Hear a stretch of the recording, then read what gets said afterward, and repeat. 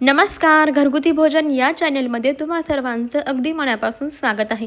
जसं की तुम्ही थंबनेलला पाहिलंच आहे की आज आपण दुधी भोपळ्यामध्ये तांदळाचं पीठ घालून अतिशय भन्नाट आणि पौष्टिक अशी रेसिपी बनवणार आहोत, जे की तुम्ही या अगोदर कधीही बनवली नसेल आणि एकदा जर बनवली ना तर आठवड्यातून 3-4 वेळा बनवल्याशिवाय राहणारच नाही. इतकी भन्नाट लागते आणि ज्यांना दुधी भोपळा आवडत नाही ना ते सुद्धा अतिशय आवडीने खातील अशी ही रेसिपी आहे.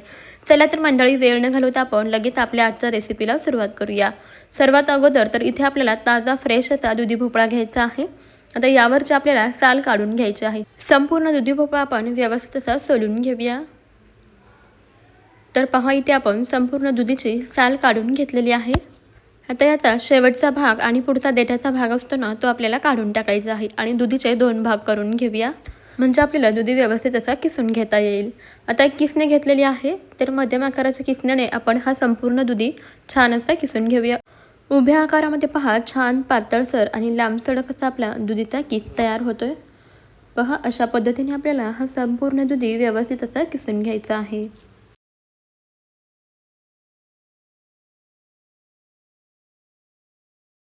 तर पहा, इथे आपण संपूर्ण दुधी छान असा पातळसर किसून घेतलेला आहे. आता हा किसलेला दुधी आपल्याला एका मिक्सिंग बाउलमध्ये काढून घ्यायचा आहे. संपूर्ण दुधी आपण मिक्सिंग बाउलमध्ये काढून घेतला. आता यामध्ये आपल्याला घालायचं आहे तांदळाचे पीठ.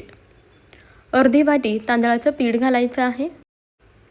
सोबतच इथे आपल्याला अर्धी वाटी बेसन पीठ म्हणजे चणा डाळीचं पीठ घालायचं आणि अर्धी वाटी ज्वारीचं पीठ घालायचं. असं मिळून सर्व अर्धी अर्धी वाटी पीठ आपण यामध्ये घातलेलं आहे. आता यामध्ये बारीक चिरलेली हिरवी मिरची घालूया, बारीक चिरलेला कांदा, सोबतच भरपूर अशी कोथिंबीर घालायची, 1 चमचा लाल तिखट, थोडीशी हळद घालायची आहे. त्यानंतर 1 चमचा जिरे घालूयात, 1 चमचा आपल्याला दही घालायचं आहे. आता 1 चमचा ओवा आपल्याला हातावरती घ्यायचा आहे. ओवा व्यवस्थित असा चोळून यामध्ये घालायचा, म्हणजे आपल्या पदार्थाला चव खूप छान येते. आता चवीनुसार मीठ घालूयात आणि आता हे सर्व जिन्नस छान व्यवस्थित एकजीव असं मिक्स करून घ्यायचं आहे. सुरुवातीला आपल्याला यामध्ये जरासुद्धा पाणी न वापरता हे सर्व साहित्य व्यवस्थित एकजीव करून घ्यायचं आहे, कारण दुधीमध्ये भरपूर प्रमाणामध्ये पाणी असतं, मॉइश्चर आणि ओलावा असतं. त्यामुळे सुरुवातीला आपण पाणी न घालता हे सर्व पीठ यामध्ये मिक्स करून घेऊया. यामुळे पुढे आपल्याला किती पाणी वापरायचं याचासुद्धा अंदाज येतो.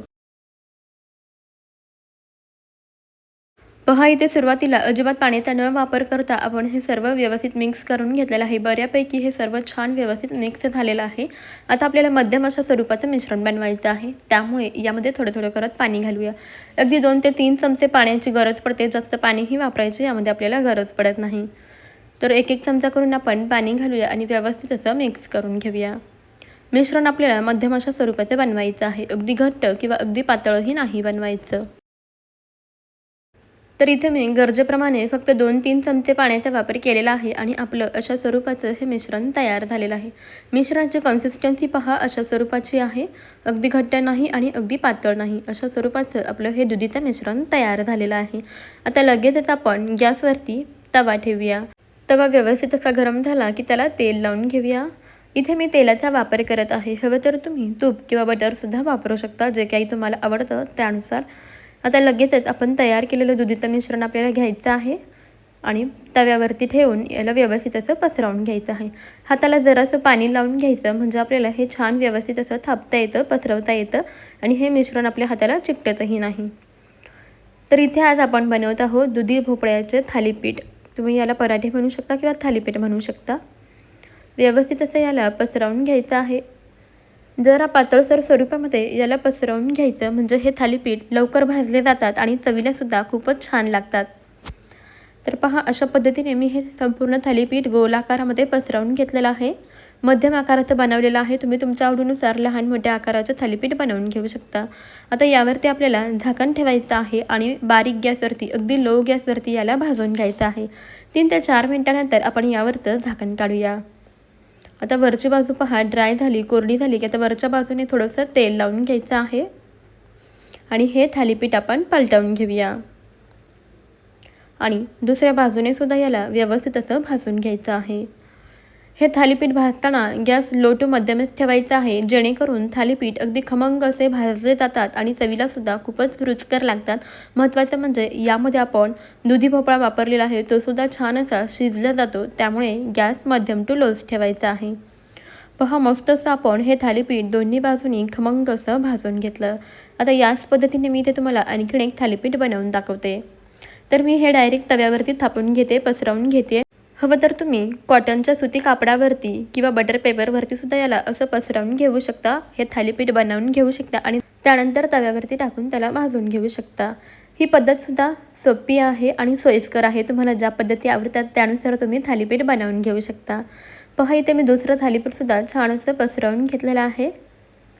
तर मंडळी, तुम्हाला एक निवेदन आहे की तुम्ही आपला आजचा हा व्हिडिओ कोणत्या शहरातून किंवा मग कोणत्या गावातून पाहत आहात ते मला कमेंटमध्ये नक्की कळवा.